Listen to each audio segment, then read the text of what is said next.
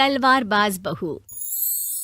बचपन का शौक समझ निक्की के घर वाले उसका एडमिशन फेंसिंग कोचिंग में करा तो देते हैं, पर कुछ सालों बाद वही शौक जब उसका जुनून और सपना बन जाता है तो सब उसके खिलाफ हो जाते हैं। और लड़की के हाथ में तलवार दो ना, अब मैडम तलवारबाज बनना चाहती है। बच्ची का शौक समझ दाखिला करवा दिया, क्या पता था ये सब देखना पड़ेगा।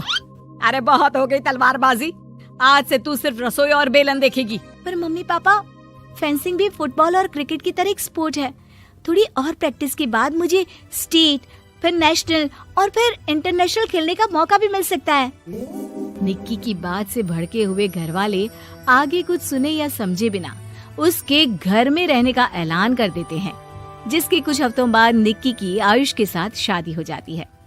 ससुराल पहुंचने के कुछ दिनों बाद बहुत हिम्मत के साथ निक्की फिर वही फरियाद लिए इस बार अपनी सास के पास जाती है।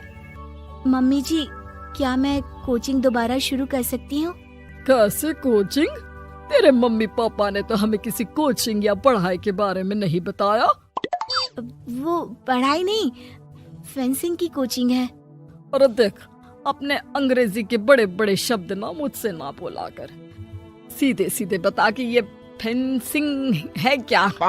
मम्मी पापा के साथ अपने एक्सपीरियंस के बाद निक्की कोई रिस्क ना लेते हुए सास से झूठ बोल मंजूरी ले लेती है, और इसी के साथ निक्की के सपनों की दुनिया शुरू हो जाती है, जिसमें अब वो सुबह उठ जल्दी जल्दी घर का सारा काम खत्म करके ज्यादा से ज्यादा समय अपनी फेंसिंग प्रैक्टिस में बिताने लगती है। इसी तरह महीने बीत जाते हैं।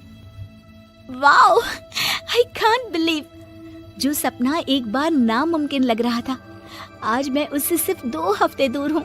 निक्की, तुम बहुत अच्छा कर रही हो, बस अपने फॉर्म को खराब मत होने देना, और नेशनल्स का मेडल तुम्हारे गले में आना पक्का है।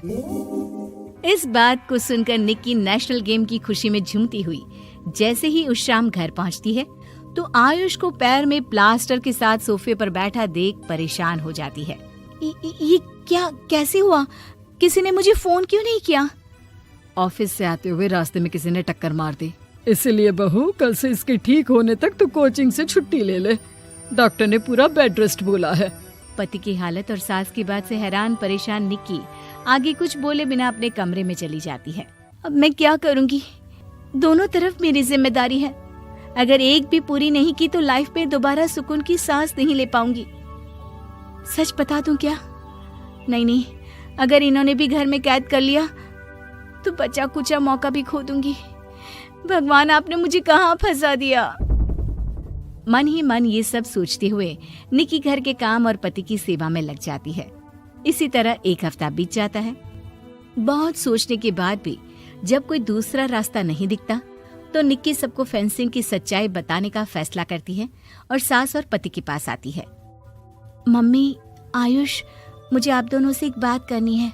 तुम्हें भी मम्मी की तरह गैस हो गई है क्या? तू भी बूढ़ी औरत की मजाक उड़ा ले।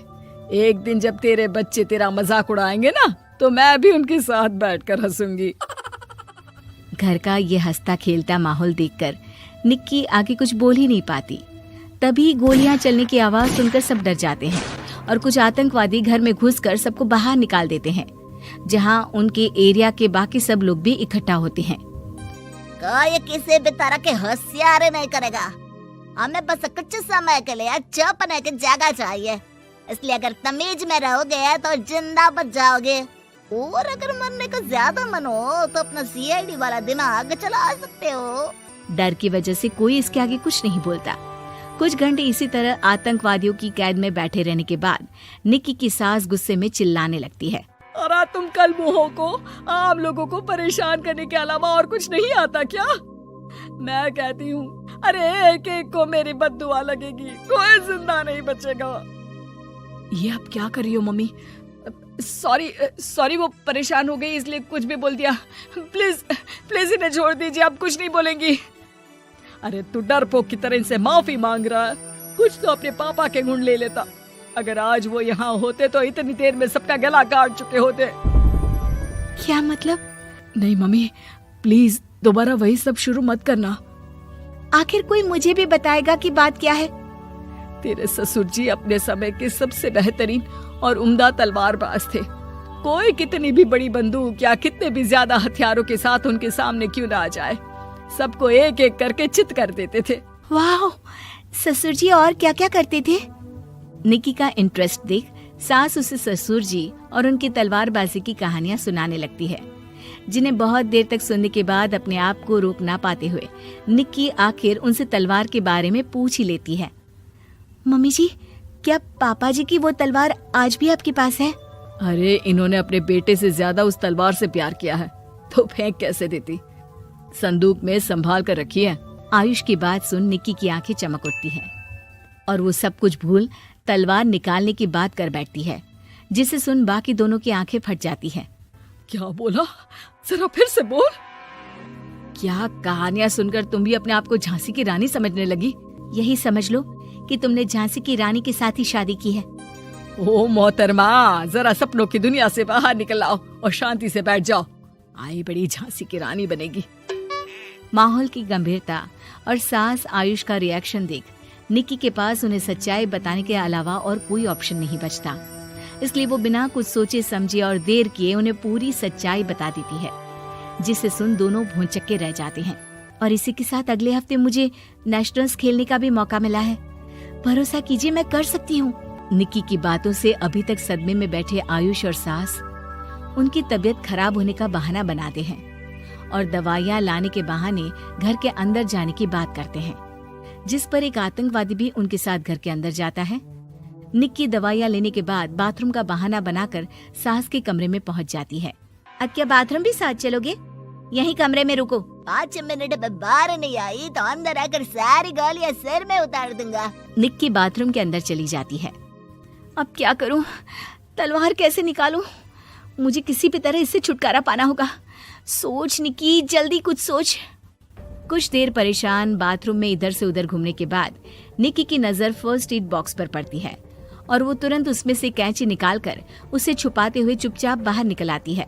हो गया तुम्हारा सारा नाटक खत्म, अब चुपचाप ये दवाइयाँ उठाकर बाहर चलो। ऐसा बोलकर जैसे ही आतंकवादी मुड़ता है, निक्की तुरंत उसकी गर्दन पर कैंची से वार कर देती है और उसकी बंदूक हाथ में लिए संदूक से तलवार निकालने लगती है, जिसकी कुछ देर बाद वो घर के पीछे वाली खिड़की से बाहर निकलकर छुपकर एक एक करके सब आतंकवादियों पर वार करके उन्हें घायल कर देती है। अब सारे पब्लिक की कैद में आ जाते हैं। ये सब देखकर आयुष और सास के साथ सारे लोग दंग रह जाते हैं। सास का सर गर्व से ऊंचा हो जाता है। मेरी बहू सिर्फ नेशनल्स नहीं, इंटरनेशनल भी खेलेगी। हाँ।